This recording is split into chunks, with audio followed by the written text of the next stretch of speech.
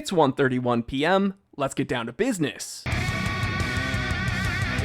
This week, Sammy and I were stranded. Voluntarily, mind you, but still, it gave us a chance to get out of the city, reconnect with each other, reconnect with nature, and reconnect with some of the awesome equipment I've gathered throughout the years. My favorite being the G-Shock DW5610 SU3ER. Now, this is a watch that pays tribute to G-Shock's rugged, no-nonsense heritage. Now, for those of you familiar with this specific 5600, you'll know that this isn't going to wow you with any crazy advanced technology. It's not going to tether to your phone. It's not nearly the most expensive G-Shock out there.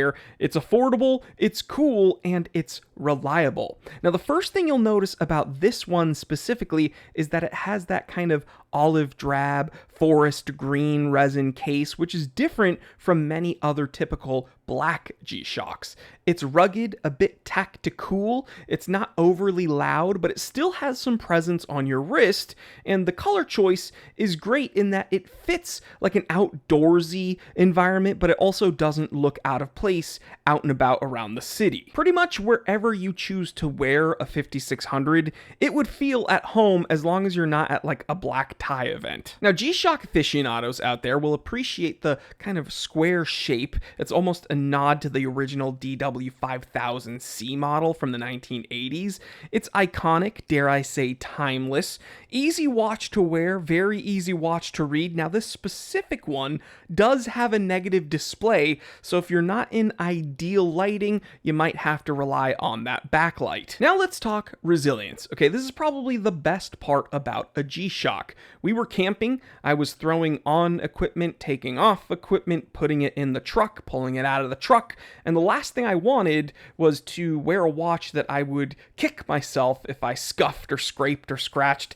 And a G-Shock, although it's not disposable, you don't really have to worry about it, right? Like, if I found a way to break this watch, I'd probably be more impressed with myself than disappointed. Now, what makes me even happier with this setup specifically is that I have some J and K spring bar adapters that allows me to put this on a, I don't know if I'm allowed to say it, NATO strap. Oh. Again, you're getting the 200 meter water resistance rating, you're getting the alarms, the stopwatch, you're getting a backlight, you're getting everything you could ever want if you're just out and about having a nice week camping. So if you're looking for your first G-Shock, I would tell you this is a great place to start. It's affordable, it has all the features you'd need, it doesn't have all the bells and whistles of the more expensive ones, but the truth is, I choose this one over my Mudmaster specifically when I'm camping because listen guys, I'm going into my mummy sack, I'm climbing out of the mummy sack, I'm going in the tent, out of the tent, I'm putting jackets on, I'm taking jackets off,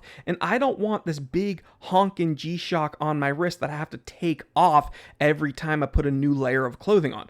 I like something more compact like this. It's nice, it looks cool. Even if you don't like this specific color, there's many a 5600 out there in pretty much every color of the rainbow, and they have more advanced versions. There's solar powered ones, there's ones like this.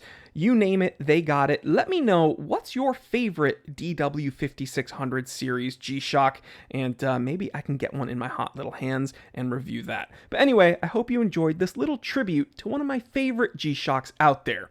I'm Jory Goodman, the time teller. Always remember, I didn't invent time, I just tell it.